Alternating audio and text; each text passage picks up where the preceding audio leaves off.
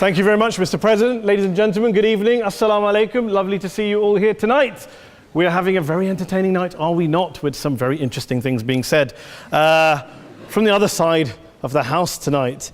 Let me begin by saying, as a Muslim, as a representative of Islam, I would consider myself an ambassador for Islam, a believer in Islam, a follower of Islam and its Prophet.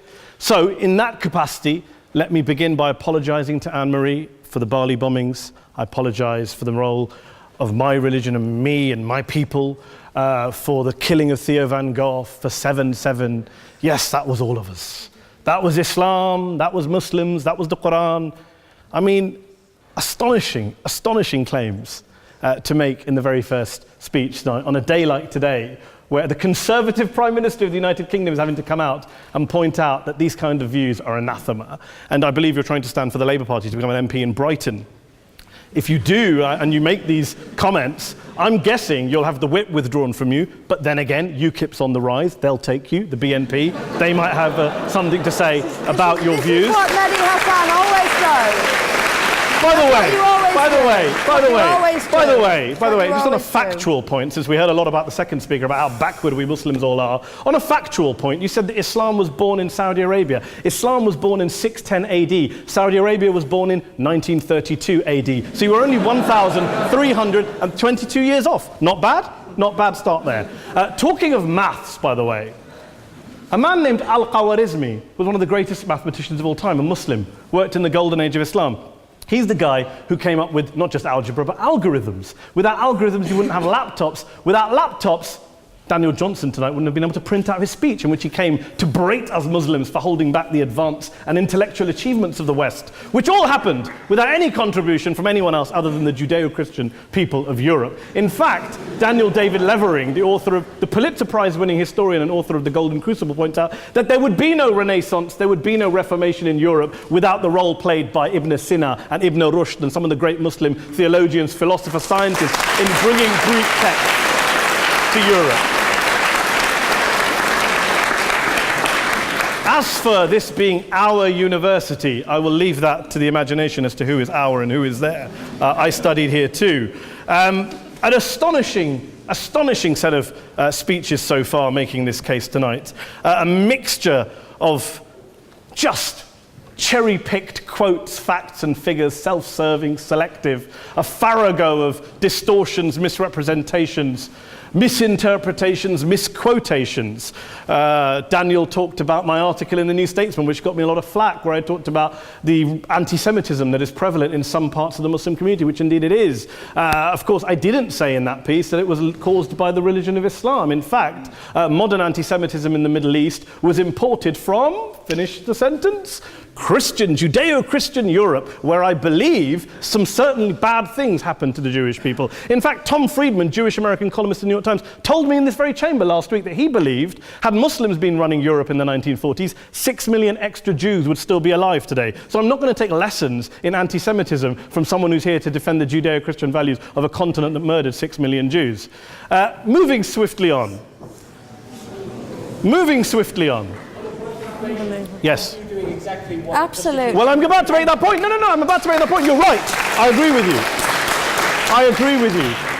you 110%. That is my point. I don't think Europe is evil or bad. I'm a very proud European. I don't want to judge Europe on that basis, but if we're going to play this gutter game where we pull out the Bali bombing and we pull out examples of anti-Semitism in the Islamic community, then of course I'm going to come back and say, well, hold on. I mean, look, let's be very clear. Daniel here was a last-minute replacement for Douglas Murray, who had to pull out. And Douglas and I have a well-documented differences, but to be fair to Douglas, as to be fair to Anne-Marie and to Peter, Atheists see all religions as evil, violent, threatening. What the problem I have with Daniel's speech is that Daniel comes here to run this robust defense of Christianity, forgetting that his fellow Christians, people who said they were acting in the name of Jesus, gave us the Crusades, the Spanish Inquisition, the anti-Jewish pogroms, European colonialism in Africa and Asia, the Lord's Resistance Army in Uganda, not to mention countless arson and bomb attacks on abortion clinics in the United States of America to this very day. I would like a little bit of humility from Daniel first before he begins lecturing other communities and other faiths on violence, terror, and intolerance. But, no thank you. Some water. But I would say this, to address the gentleman's very valid point here, I'm not going to play that game. I don't actually believe that Christianity is a religion of violence and hate because of what the LRA does in Uganda or what Crusaders did to Jews and Muslims in Jerusalem when they took back the city in the 12th or 13th or whatever century it was. I believe that Christianity, like Islam, like pretty much every mainstream religion, is based on love and compassion and faith. I do follow a religion in which 113 out of the 114 chapters of the Quran begins by introducing the God of Islam as a God of mercy and compassion. I would not have it any other way. I don't follow a religion which introduces my God to me as a God of war, as some kind of Greek God of wrath, as a God of hate and injustice. Not at all. As Adam pointed out, you go through the Quran and you see the mercy and the love and the justice. And yes, you have verses that refer to warfare and violence. Of course it does. This is not a motion about pacifism. I'm not here to argue that Islam is a pacifistic faith. It is not. Islam allows military action, violence in certain limited contexts. And yes, a minority of Muslims do take it out of that context. But is it religious? We talked about Woolwich. Daniel and Anne-Marie have suggested that it's definitely religion that's behind all of this. Well, actually, what I find so amusing tonight is we're having a debate about Islam. And the opposition tonight have come forward. We have a graduate in law, a graduate in modern history, a graduate in chemistry.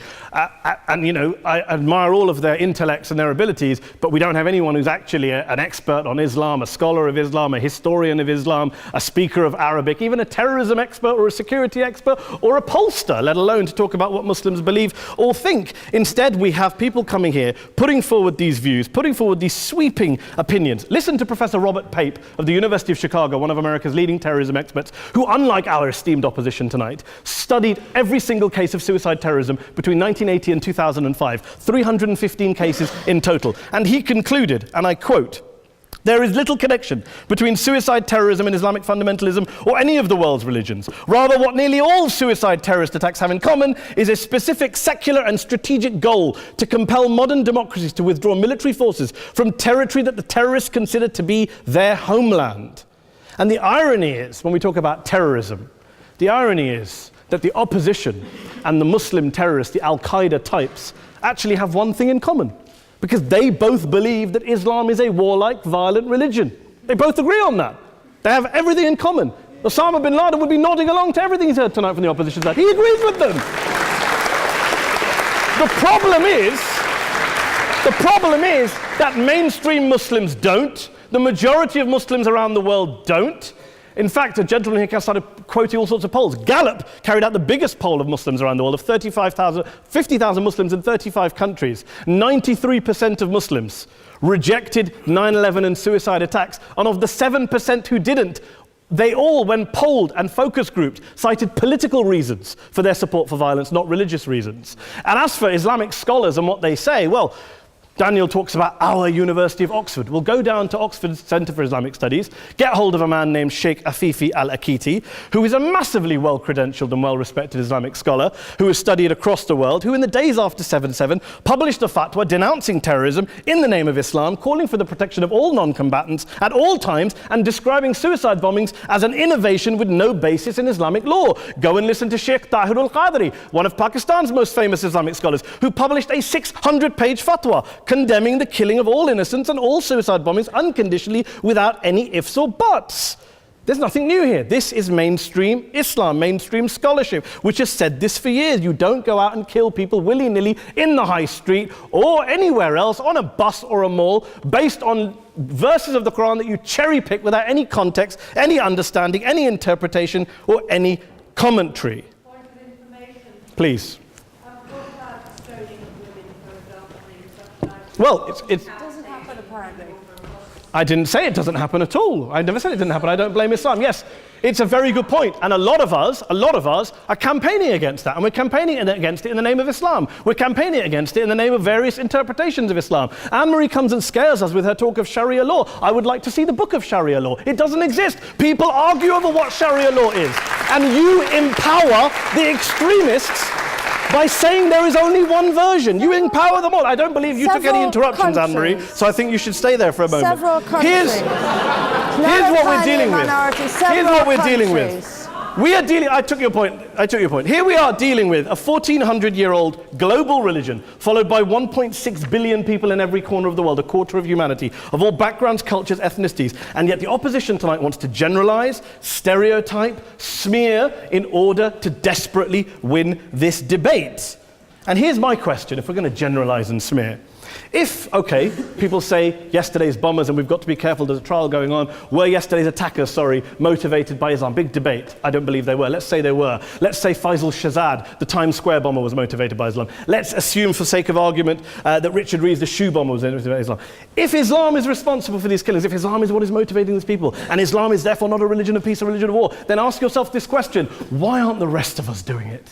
Why is it such a tiny minority of Muslims are interpreting their religion in the way that the opposition claim they are? Let's assume there are 16,000 suicide bombers in the world. There aren't. Let's assume there are for the sake of argument.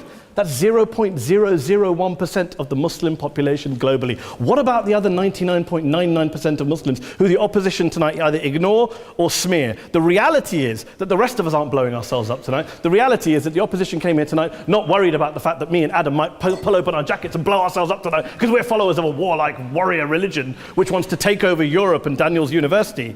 The issue is this.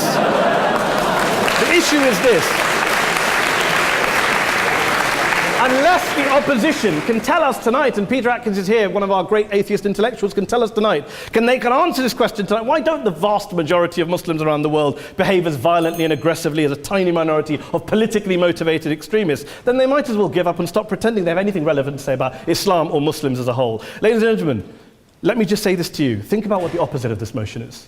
If you vote no tonight, think about what you're saying the opposite of this motion is. That Islam isn't a religion of peace, it's a religion of war, of violence, of terror, of aggression. That the people who follow Islam, me, my wife, my retired parents, my 6-year-old child, that 1.8 million of your fellow British residents and citizens, that 1.6 billion people across the world, your fellow human beings, are all followers, promoters, believers in a religion of violence. Do you really think that? Do you really believe that to be the case? They say that in the Oxford Union, the most famous debate was in 1933 when Adolf Hitler looked out for the result of the King and Country motion, where they voted against fighting for King and Country, and Hitler was listening out for the result. Well, tonight, 80 years on, there are two groups of people around the world who I would argue are waiting for the result of tonight's vote. There are the millions of peaceful, non-violent, law-abiding Muslims both in the UK, Europe, Asia, Africa and beyond, who see Islam as the source of their identity, as a source of spiritual fulfillment, of hope, of solace.